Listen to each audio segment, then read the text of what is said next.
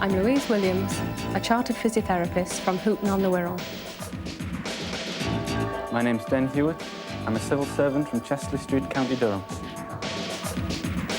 I'm Danielle Sanderson, a tutor for a computer consultancy, and I'm from Hertfordshire. My name's Les Shutt, a farm manager from near Ruthin, North Wales.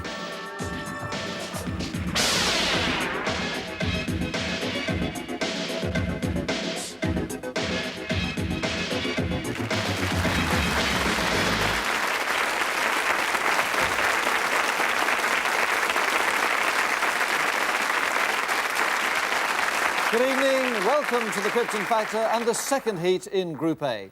Last week you remember that Mike Berry got the series off to a flying start with a splendid victory after a dramatic tie-break with Bob Smith. Well, Mike will be joined in the Group A final in 2 weeks' time by tonight's winner and possibly by the runner-up if he or she can score more than Bob Smith's 38 points. And for that added bit of incentive, the group final is only one step away from that trip to California to try and land the American space shuttle in the world's most sophisticated simulator. So let me now wish tonight's contestants, Louise Williams, Den Hewitt, Danielle Sanderson and Les Shutt, the very best of luck for the 6 tough rounds that lie ahead. Would you put your headphones on now, please, contestants, for maximum concentration? And here we go now into round 1, mental agility.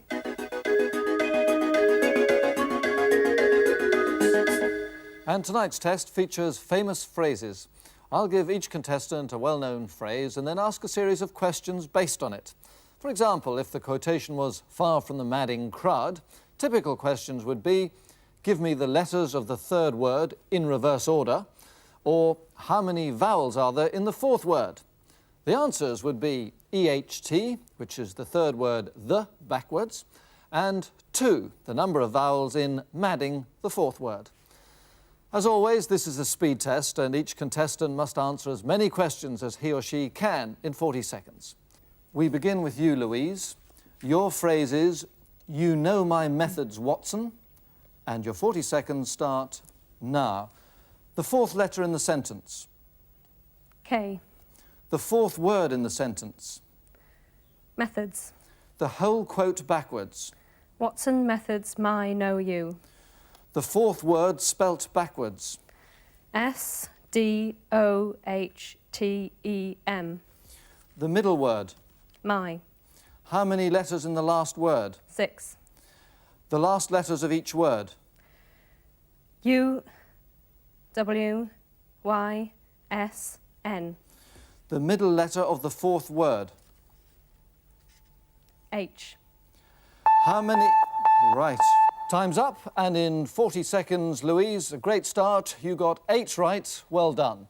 And now we move on to Den. Your phrase, Den, is the roast beef of England, and your 40 seconds start now. The last letter in the sentence. D. The fourth word in the sentence. Of.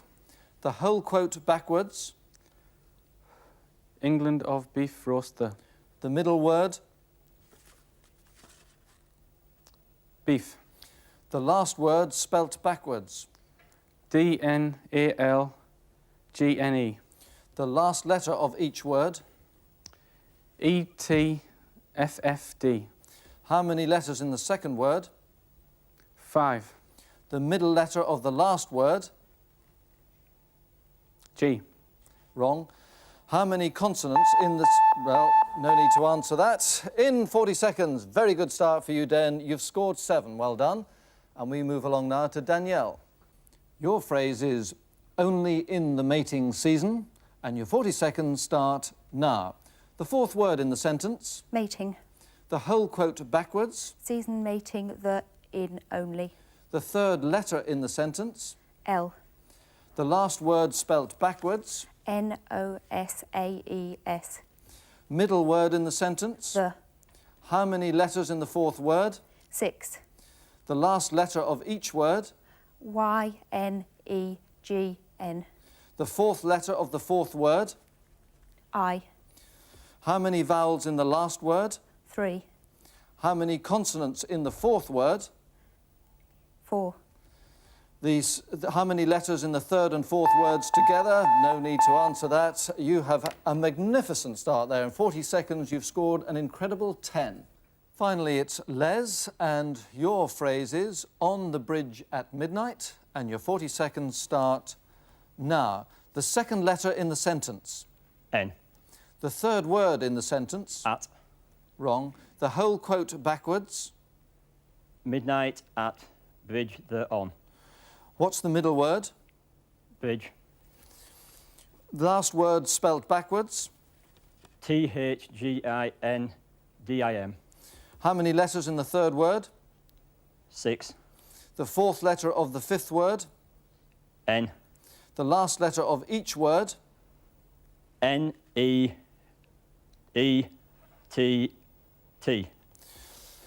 How many consonants in the last word? 6. Just missed it there. 6 was right, but just after the buzzer sounded. But still, in 40 seconds, you've got 7. Well done, Les. That's such a tough round to start off with, where the nerves are still jangling, and there was some tremendous scoring there. And with the usual 10 points, 6, 4 and 2 for first, second, third and fourth, let's look at the scoreboard to see how it worked out. And 2 contestants sharing third place with 4 points, Dan and Les. Then in second place, Louise, but the early leader with a Krypton factor of 10. From Oxey Village, Hertfordshire, Danielle Sanderson.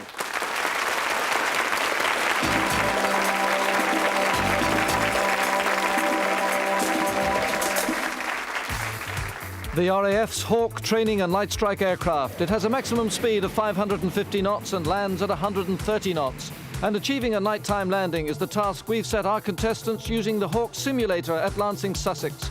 The instructor and assessor of these landing attempts is Flight Lieutenant Barry Wright of 63 Squadron. Remember, we want to keep those yellow needles as close to the center as we can, okay? In front of you, we also got the joystick or the control column, and remember, push forward. The Wirral's Louise Williams is the first to attempt the approach into Hong Kong Airport. To make sure that her wings are level and that her descent is at the right angle, she'll keep a close eye on this instrument. The horizontal floating bar, bottom right, tells her she's too high, so by pushing the joystick forward, she'll correct the error and the bar will return to the center. Looking tense as she reaches the critical point. But so far so good, a nice approach, the runway straight ahead as she relives the moment in the studio there. Just needs to hold steady, and that's a nice landing. She's made it, and just beginning to veer off the runway now, not controlling the rollout with her feet, but a good performance overall. Well done, Louise Williams. Next is Geordie Den Hewitt. His early approach has been good, but he's just a bit high as he reaches the start of the runway. Needs to ease the nose down, but not too drastically. The joystick on the Hawk is very, very sensitive. Now, is he going to make it? He's over the centre line, but beginning to drift right. He needs to correct it or he'll miss the runway. And he's over the grass now, and the sea's only a few yards further over to the right, I can tell you. But he's down safely, though I think heading for the terminal building. But he got down, and that's the main thing. Well done, Dan. Now, Danielle Sanderson. A pretty good approach so far, but reaching that point when the runway seems to rush up to you at frightening speed. And she is in a bit of trouble. She's veering away to the right. She's not correcting it. And she's over the grass now. Can she get it down? She's descending very fast indeed. And what's happened, the plane hit the ground so hard it's bounced back up into the sky.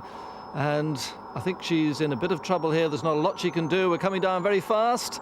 And as you can see, a pretty bad crash, but at least she enjoyed it.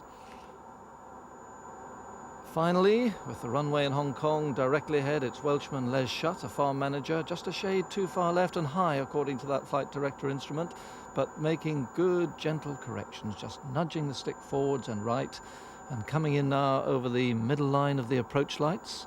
Just needs to keep his nerve and hold the Hawk steady, going very nicely over the runway, close to the center, and this is the moment. If you can just hold it there, almost down, and that's a beautiful landing.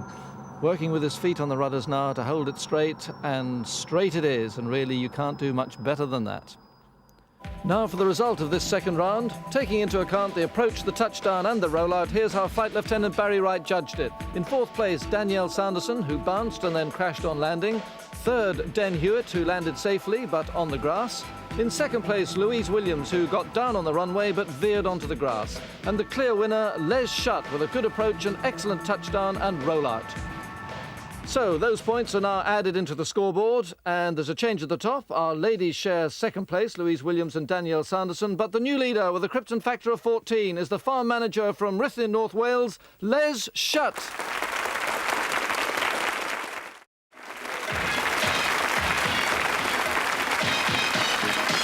So, a very even contest as we go into round 3, our new observation test. Remember that in this year's series, you see just the one take of a sketch. The task is to pick out the 6 deliberate continuity errors. So, for example, a decanter at the beginning of the sketch might become a wine bottle by the end, or an important piece of information might be restated inaccurately. So watch carefully and listen hard to everything. And this week, we welcome a new member to the Krypton Factor team, young comedy actor Steve Coogan. In tonight's sketch, he plays 2 very well-known showbiz celebrities. So, turn to your screens now, please, contestants. Quickly, concentrate hard as we present our own special version of Film 89. And finally, Sylvester Stallone, better known for his gung-ho, get-them-before-they-get-us mentality, has decided to take himself seriously, in a style positively Shakespearean. And a good thing too. I met him at his location hotel during a break in filming for his new movie, Hamlet. Sylvester, this is obviously a major departure for you, and what interests me most is, do you see Hamlet as the timeless example of man's painful introspection, or do you take the more traditional view of the indecisive anti-hero who has no control over his own destiny? Yeah. To direct the blockbuster, Stallone coaxed highly respected Royal Shakespeare Company director Sir Stafford Baxter back to celluloid. Agreeing to set the movie in 13th century Vietnam was a brave decision. Okay, love. I think so. It's just... Yes, I know. Let's do this one for Dickie, boys. Okay, Sly, we're ready for you now. Sylvester, what on earth are you doing now? A gun belt in the 13th century? Dexter, I always wear my gun belt. This can't go on.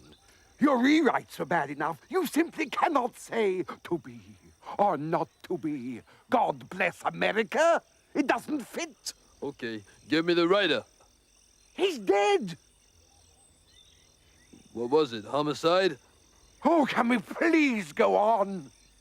And so to a sneak preview of Hamlo. Something is rotten in the state of Denmark, or rather Nam, as Stallone, or rather Hamlo, prepares for a duel with Laertes.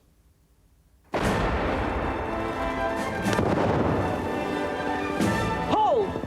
I have a voice and a precedent of peace to keep my name on board. But till that time, I do receive your offered love. Like love. Like what? Like love. Ugh, no way. God bless America. And I'm sure you'll agree, they don't come much more rotten than that. Next week, we'll be looking at Julie Andrews in Zombie Death 2. But for now, good night. That's the lot, contestants. Will you turn to the front now, please, and start writing down what you think the 6 deliberate continuity errors were. And as that will take them a few moments, let me firstly thank Barry and Sly, or rather Steve Coogan, and secondly, let you into the secret of what those deliberate mistakes were. Here come all 6. Number 1 was Stallone's cigar, which changed to a much smaller cigarette. Then a name change. The director was called Baxter by everyone except Stallone. Dexter, I always wear my gun belt. And the director's spectacles, which disappeared during the sketch, were continuity error number 3. Next, the name of the movie. I met him at his location hotel during a break in filming for his new movie, Hamlet. But later it was no longer Hamlet. And so to a sneak preview of Hamlo. Number 5 was a date error. A gun belt in the 13th century. But the caption showed a date in the 14th century. And the Film 89 logo in the set was the final error. It had disappeared by the end of the sketch. Well, how many did you get? Better than our contestants, I wonder? Well, you can find out now as I tell them how they scored. Louise, you got 3 right, and Danielle, you also got 3, so the two of you share third place. Den, you spotted 4 of the errors, and Les, you also got 4, so you two are joint winners of the round. And very quickly, we shall enter those points into the scoreboard to see if that affects the situation very much. And there you are. Den has jumped from 4th to 2nd place, but stretching his lead to 6 points, with a Krypton factor now of 24. It's Ruthin's Les Schutt.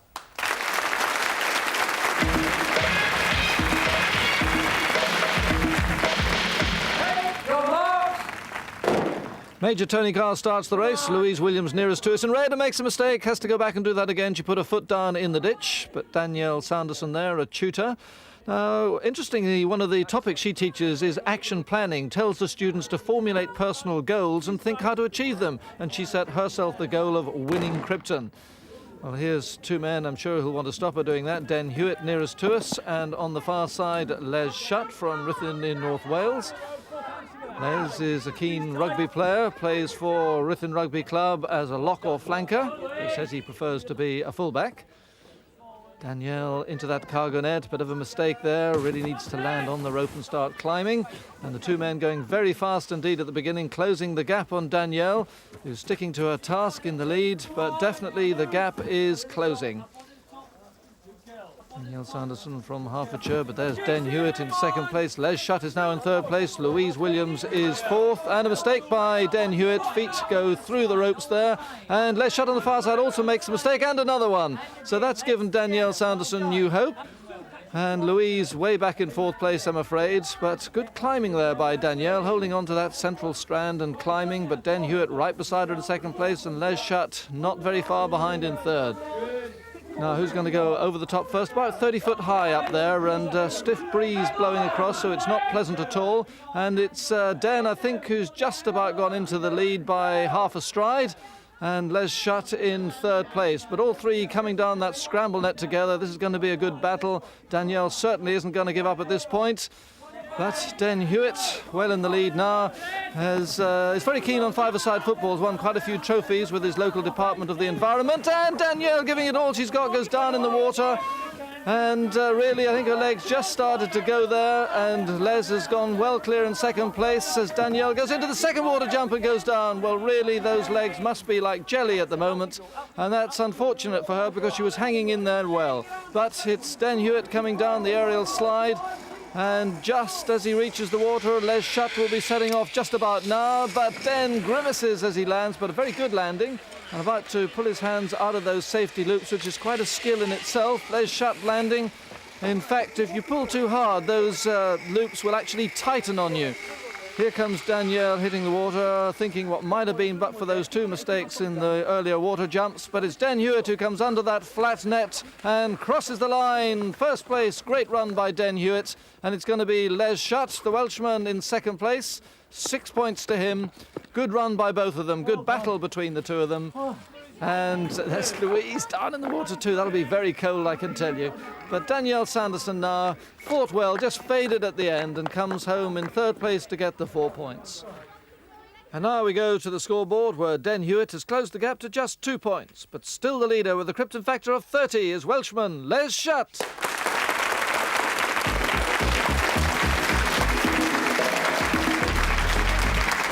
On into the vital 5th round, which so often has brought about dramatic changes. This is the intelligence puzzle and a real test of nerve and logic. In front of each contestant is a series of pentominoes displaying different coloured lines. The task is to piece all those pentominoes together so that adjoining coloured lines match, thus completing the famous map of the London Underground. Right, are you all ready, contestants? The test starts now. And right at the start, I should remind you that none of our contestants are from London and therefore aren't regular users of the Underground, so no advantages there. But being a logic problem, you must think of the logical steps. Clearly, you want to seek out the pentominoes which show the ends of the various Underground lines, and you should build progressively from the bottom upwards. That's important. Now, all the contestants spotted quickly that the black northern line finished right at the bottom, so that's a starting point. This is Danielle, who was in third place going into the round, doing well. And so is Louise, who was overall in last place, desperately wanting maximum points here, but Les Schutt's in trouble. That's exactly what happens when you don't build progressively from the bottom up. Den Hewitt struggling a bit, and that's a very precarious move he's undertaking now. And so too is Danielle. That's very risky. And it all falls down. You just can't pull a piece out from the bottom like that. But this is looking good. Louise Williams, she's built steadily and logically. It's that one piece to go at the top, and that's it. Louise Williams from Hooton on the Wirral wins the 10 points. Very well done. That's an excellent performance. Now it looks as if Les Schutt has recovered from that unfortunate collapse. Just one piece to fit. There it is. And strangely enough at the bottom rather than the top, but he's recovered to get second place, and that's 6 valuable points. And it's Danielle who I think is going to take third place. In goes that last section, and 4 points to Danielle Sanderson. Well, congratulations to Louise, and it happens so often in this round. The person going into it in fourth place wins and gets very much back into the running. And if we check the scoreboard, you'll see there that Louise has jumped up into third place and only 2 points behind second. But the leader with a Krypton factor now of 36 is still the man from North Wales, Les Schutt.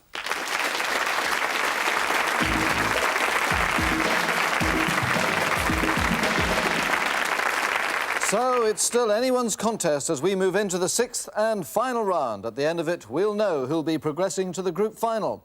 The winner certainly goes through, but tonight's runner-up will have to score at least 38 points to have a chance too. 100 seconds of rapid-fire general knowledge questions coming up. 2 points for the right answer, 2 points deducted for the wrong one. Thumbs on the buzzers, contestants. The clock starts now. Chemically, Ag is the symbol for which? Danielle? Silver. Correct. What is stamped on gold, silver and platinum articles to show quality and date? Den? Hallmarks. Correct. In 1867, which marquis gave his name to the rules that controlled boxing? Den? Queensberry. Correct. Who was proclaimed Queen when Edward VI died in 1553 but reigned for just 9 days? Danielle? Jane. Pardon? Jane. I need the full. Jane Seymour. No, Lady Jane Grey. Which popular grey horse won the 1989 Cheltenham Gold Cup? Answer, too late, Desert Orchid. Which country owned the Orkney and Shetland Islands until the 15th century? Answer is Norway. Norway Pout, Topknot, Dolly Varden and Xander are all what sort of creature? They are fish. Who wrote So Long and Thanks for All the Fish and Dirk Gently's Holistic Detective Agency? Den? Douglas Adams. Correct. Adams Peak is a mountain on which Indian Ocean island of which Colombo is the capital? Les? Sri Lanka. Correct. Where in Lancashire in 1894 was a 520-foot high steel tower built modelled on the Eiffel Tower? Den? Blackpool. Correct. Blackwater fever is a severe form or complication of which mosquito-transmitted disease? Danielle? Malaria. Correct. Malibu and Monterey are on the coast of which state of the United States? Den? California. Correct. Which California-born actress starred in the films Looking for Mr. Goodbar, The Little Drummer... Den? Diane Keaton. Correct. Who wrote the tales of Tom Kitten, Pigling Bland and Jeremy... Louise? Beatrix Potter. Correct. Which part of the body that Pott's disease may affect contains lumbar, thoracic and cervical vertebrae? End of the round, the end of the contest. The winner tonight with a Krypton factor of 42 is the civil servant from Chester Street, Den Hewitt.